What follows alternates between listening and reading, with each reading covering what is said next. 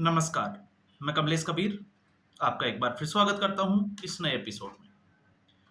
आज के इस एपिसोड में हम बात करेंगे पाकिस्तान की। जिस तरीके से पहलगाम अटैक के बाद में भारतीय सरकार ने जो कड़े एक्शन पाकिस्तान के खिलाफ लिए हैं, उसके बाद से पाकिस्तान के हालात इस वक्त 1971 की याद दिला रहे हैं। अब ऐसी स्थिति में लोग इंतजार कर रहे हैं कि भारत जो है वो कुछ बड़ा करेगा, लेकिन इसका दूसरा पहलू यह भी है कि भारत चाहता है कि इस बार पाकिस्तान जो है वो युद्ध शुरू करे, क्योंकि भारत की तरफ से किसी भी तरीके से आपने देखा होगा अब तक कोई कार्रवाई नहीं की गई है और भारत लगातार जो है वो जानबूझकर पाकिस्तान को उकसाने वाली कार्रवाई या जिस तरीके से घटनाएं हो रही है उससे जो है वो नजर यही आ रहा है। अब हम लोग जो है वो संवेदनशील है, तो हम इंतजार कर रहे हैं कि भारत हमला कब करेगा। अब इसके दूसरे पहलू पर हम जाते हैं कि पाकिस्तान जो है वो इस वक्त क्या वो जंग चाहता है जिस तरीके से वो स्टेटमेंट दे रहा है। तो अगर आप स्टडी करोगे, रिसर्च करोगे, तो आपको पता चलेगा कि पाकिस्तान जो है वो इसकी हिम्मत भी नहीं कर सकता। क्यों नहीं कर सकता? क्योंकि अगर वो ऐसा करता है तो आपने देखा होगा 1971 में क्या हुआ था। 1971 में भारत के साथ युद्ध, या हम कहें कि भारत ने युद्ध लड़ा और बांग्लादेश को आजाद करवाया, लेकिन इस वक्त के जो हालात है वो कुछ ऐसे हैं कि भारत को युद्ध लड़ने की जरूरत ही नहीं है। उससे पहले ही पाकिस्तान के टुकड़े हो सकते हैं, जिसकी पूरी संभावनाएं नजर आ रही है। अब जब हम ऐसा कह रहे हैं तो उसके पीछे के लॉजिक, तथ्य क्या है? पहला बड़ा कारण यह होता है कि आखिर बांग्लादेश अलग क्यों हुआ था। आप उस कारण को ढूंढने की कोशिश करोगे तो आपको आज के समय में जो पाकिस्तान में चल रहा है उसका जवाब मिल जाएगा। जब भारत आजाद हुआ और पाकिस्तान एक अलग देश बना, तो पाकिस्तान, या एक कहें कि बड़ी ही साजिश के साथ पाकिस्तान को दोनों तरफ रखा गया। एक पूर्वी पाकिस्तान जिसको आज का बांग्लादेश कहा जाता है, और दूसरा पश्चिमी पाकिस्तान। अब ऐसे में पूर्वी बांग्लादेश जहां पर बांग्ला लैंग्वेज, मतलब हम कह सकते हैं कि पश्चिमी पाकिस्तान में जहां पंजाब प्रांत का जो है वो आधिपत्य ज्यादा था, प्रभाव ज्यादा था, और बांग्लादेश में आपको पता है क्योंकि ये पूर्वी बंगाल था, तो बंगाली जो है वो कल्चर था, तो कहीं भी सांस्कृतिक तौर पर दोनों आपस में मेल नहीं खा रहे थे। अब ऐसी स्थिति में सारा जो सरकार का जो आधिपत्य था वो पश्चिमी पाकिस्तान में, जो आज का पाकिस्तान है, वहां था। अब ऐसी स्थिति में आपने देखा होगा प्रयास किए गए अपने प्रभाव को दिखाने के लिए कि बांग्लादेश में उर्दू भाषा को जबरदस्ती थोपने का काम किया, जबकि बांग्लादेश की जो लैंग्वेज थी वो थी बंगला। यहां का सांस्कृतिक तौर पे दमन किया गया। और साथ में आपको एक चीज और समझनी होगी, उस वक्त अगर आप देखोगे तो आपने 1970 के जो चुनाव हुए थे पाकिस्तान के आम चुनाव, उसमें शेख मुजब्बिर रहमान, उसकी जो अगुवाई वाली जो अवामी लीग थी, उसने बहुमत हासिल किया था। तो ऐसी स्थिति में जब पाकिस्तान के चुनाव हुए और उसमें पूर्वी पाकिस्तान की एक पार्टी अवामी लीग जिसने बहुमत हासिल किया हो, तो फिर सरकार किसकी होगी? अब ऐसे में फिर वही बात आ जाती है कि पंजाब प्रांत के आधिपत्य की वजह से, जिसकी आज हम चर्चा कर रहे हैं और आप अभी इस वीडियो में भी चर्चा करेंगे, उन्होंने सत्ता हस्तांतरण, क्योंकि अगर सत्ता मुजिबुर रहमान को दी जाती है तो फिर उसका केंद्र रहेगा बांग्लादेश, और यह कतई मंजूर नहीं था। और उसके बाद में आपको पता होगा ऑपरेशन सर्चलाइट जो है वो पाकिस्तान की तरफ से चलाया गया, और खबर यह है कि बहुत सारे लोगों को रातों रात जो है वो बांग्लादेश के गायब कर दिया गया, जो पाकिस्तान के खिलाफ आवाज उठा रहे हैं। उसको देखते हुए भारत ने जो है वो अपना सैन्य अभियान चलाया और बांग्लादेश को आजाद कराया। तो ये 1971 की परिस्थिति थी। अब आज की परिस्थिति में इसका असर क्या है? आज भले ही पाकिस्तान जो है वो भारत से लड़ने की बात कर रहा हो, लेकिन पाकिस्तान की स्थिति यह है कि भारत का एक इशारा और पाकिस्तान के दो टुकड़े। अब कैसे हो सकते हैं? क्योंकि आज की स्थिति में भी वही है। जब हम सेना के हाथों में कमान की बात करते हैं, जो 1971 की जो हम बात कर रहे हैं, तो आज भी सबसे ज्यादा जो है वो पंजाब प्रांत के लोग हैं। तो सीधे तौर से पंजाब का प्रभाव पाकिस्तान की राजनीति में या सेना में सबसे ज्यादा दिखाई देता है। और इसीलिए हम पहले वीडियो में भी बात कर चुके हैं कि पंजाब प्रांत के जो फौजी है, जब तक हम उनका सर नहीं काटेंगे तब तक आतंकवाद के मसले पर कोई हल निकलने वाला नहीं है।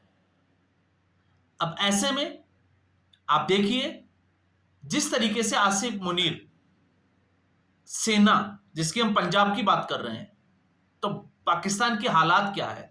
पाकिस्तान में सिंध प्रांत में इस वक्त सरकार के और फौज के खिलाफ एक बड़ी बगावत का सामना करना पड़ रहा है। और कारण क्या है? पाकिस्तान ने एक प्रोजेक्ट चलाया, ग्रीन पाकिस्तान।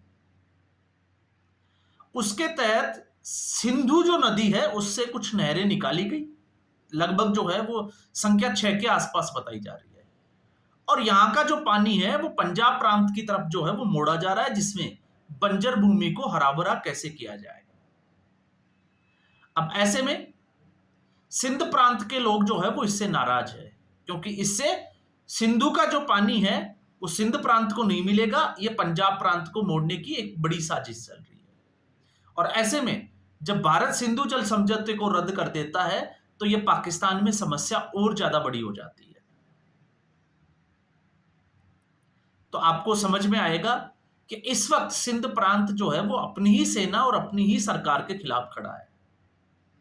बड़ा आंदोलन जो है वो चल रहा है, हाईवे जो है वो जाम किए जा रहे हैं।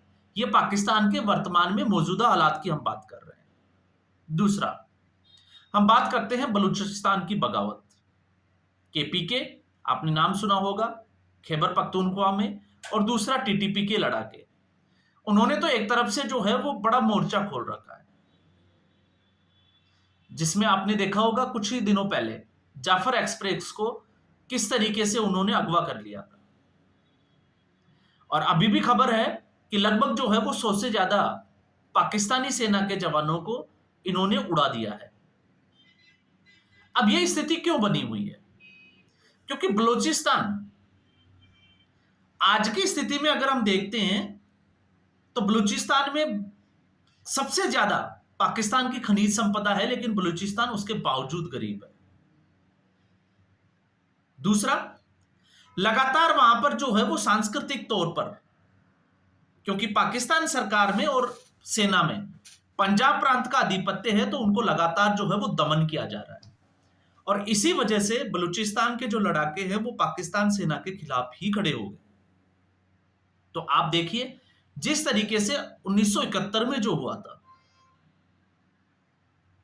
और जिस तरीके से कार्रवाई, या हम कहें कि जो हालात पाकिस्तान के बने हुए थे, बांग्लादेश के दमन की कहानी, तो वो ठीक जो है वो मेल खा रही है बलूचिस्तान से। अब बलूचिस्तान पाकिस्तान से अलग होने के लिए पहले से ही तैयार बैठा है, और ऐसे में भारत का एक इशारा और पाकिस्तान के दो टुकड़े। तो आपने देखा होगा मीडिया चैनल के ऊपर जितने भी जो बलोच नेता आते हैं वो सीधे तौर से आसिफ मुनीर, जो पाकिस्तानी फौज का जनरल है, उसके खिलाफ ही बोलते हुए नजर आते हैं। और वो अपने आप को आतंकवादी नहीं कहकर सीधे तौर से कहते हैं कि वो फ्रीडम फाइटर है। तो आप समझ गए होंगे, क्योंकि पाकिस्तान वहां की खनिज संपदा, पेट्रोल, जो भी चीजें हैं उनका इस्तेमाल तो कर रहा है, लेकिन वहां के लोगों को महत्व नहीं दे रहा, दबाया जा रहा है। क्यों? पंजाब प्रांत की वजह से। और फिर उसके बाद में हम आ जाते हैं, आप देखिए, यहां से हम आर्थिक शोषण से बाहर निकलते हैं बलूचिस्तान के लोगों का, तो फिर अब आ जाइए पीओके।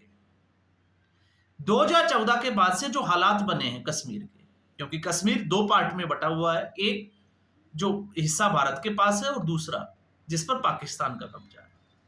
अब ऐसे में जिस तरीके से नरेंद्र मोदी ने, क्योंकि हम लगातार जो है वो एक सवाल का जवाब ढूंढने की कोशिश करते हैं कि आखिर कश्मीरियत और जमहूरियत की जो बात करते हैं कश्मीर की, तो इतना पैसा बहाने के बावजूद भारत सरकार के आतंकवाद खत्म क्यों नहीं हो रहा? फिर भी नरेंद्र मोदी की जो सरकार है वो लगातार जम्मू कश्मीर के विकास के लिए इतना पैसा क्यों खर्च कर रही है? तो उसका जवाब मुझे लगता है कि शायद इसी सवाल से, जिसका हम ढूंढ रहे थे, उसका जवाब यहां पे मिलेगा। क्योंकि पीओके पाकिस्तान वाले जो लोग हैं वो अब जम्मू कश्मीर भारत का जो हिस्सा है उसके साथ तुलना कर रहे हैं। ऐसे में उस अगर पीओके की हम बात करें जहां पर जो है वो सड़कें नहीं है, पाकिस्तान के साथ बाकी शहर जो है उनके साथ कनेक्टिविटी नहीं है, हॉस्पिटल्स नहीं है, और कई इलाकों में, दुर्गम इलाकों में तो अभी तक जो है वो लाइट भी नहीं है, बिजली भी नहीं है। और दूसरी तरफ है पीओके, सॉरी पीओके के बाद दूसरा है जेएंडके, भारत का जो हिस्सा है, वहां पे जिस तरीके से डेवलपमेंट हुआ है, तो उसके बाद पीओके के में कुछ, जिसको हम कहें कि आंदोलनकारी जो नेता है वो ये चाहते हैं कि पीओके का एकीकरण होना चाहिए, इसको जम्मू कश्मीर के साथ मिला देना चाहिए, वो भारत के साथ आना चाहते हैं। क्यों? क्योंकि उनको जम्मू कश्मीर में विकास दिखता है। तो ये एक जो है वो बड़ा फर्क है पीओके और जेएंडके में। अब ऐसी स्थिति में पाकिस्तान जो है वो 3 मोर्चों पर अपने घर में गिरा हुआ है, और चौथा है इस वक्त जिस हिसाब से भारत के साथ उसकी परिस्थितियां बनी हुई है। तो आप खुद सोचकर देखिए कि पाकिस्तान जो है वो लड़ने की हिम्मत रखता भी है, या उस पोजीशन में है भी या नहीं भी। इसलिए आपने देखा होगा रात को 2 बजे उठकर भी प्रेस कॉन्फ्रेंस करनी पड़ती है, ये डर है। शहबाज शरीफ हॉस्पिटल में एडमिट है, ये डर है। आसिफ मुनीर कहां है? कोई प्रेस कॉन्फ्रेंस में कोई खबर नहीं है। तो ये अपने आप में जो है वो दिखाता है कि ये डर है। और इससे भी बड़ा डर है कि अगर भारत ने बलूचिस्तान को थोड़ा सा भी सपोर्ट कर दिया तो फिर पाकिस्तान के टुकड़े होने से या एक नया बांग्लादेश बनने से कोई रोक नहीं सकता। तो एक 1971 में जो है वो सैन्य अभियान करना पड़ा था, और आज की परिस्थिति में भारत को किसी सैन्य अभियान की भी जरूरत नहीं है। पाकिस्तान जो है वो अपने आप पे, आपने देखा होगा, वो एक माइंस के ऊपर पैर रखकर खड़ा है, ना छोड़ सकता है, ना भाग सकता है, और ना जो है वो उसके खिलाफ लड़ सकता है, क्योंकि तीनों ही स्थिति में उसका बिखरना, उसका उड़ना जो है वो तय माना जा रहा है। और फिर आर्थिक मोर्चों पर अगर हम देखें तो भारत ने मोर्चाबंदी शुरू कर दी है, और अब तो खबर यह है कि जिस तरीके से जो मीटिंग हो रही है, भारत ने तीसरे देश के इन्वॉल्वमेंट को भी खत्म करने की कोशिश कर रहा है। और तीसरे देश का इन्वॉल्वमेंट कि भारत का सामान जो है वो तीसरे देश के थ्रू जो है वो पाकिस्तान नहीं जाना चाहिए, और पाकिस्तान का सामान भारत में नहीं आना चाहिए।